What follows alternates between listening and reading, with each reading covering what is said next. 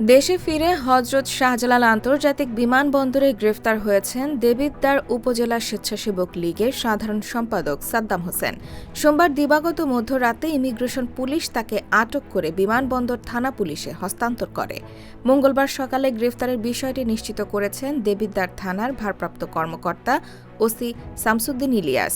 Police সূত্রে জানা গেছে, বৈষম্য বিরোধী ছাত্র জনতার আন্দোলন চলাকালে গত ৪ ও ৫ আগস্ট উপজেলা সদরে গুলিতে নিহত হন যথাক্রমে স্বেচ্ছাসেবক দলের নেতা আব্দুর রাজ্জাক রুবেল ও স্কুল ছাত্র সাব্বির হোসেন। এ দুটি হত্যা মামলা সহ সাদ্দাম হোসেনের বিরুদ্ধে থানায় ৪টি মামলা রয়েছে। সরকার পতনের পর থেকে সে সৌদি আরবে আত্মগোপন করে, তাই তাকে আটক করতে দেশের সকল বিমানবন্দর ও স্থলবন্দরে তথ্য পাঠানো হয়। IBTV USA, new York.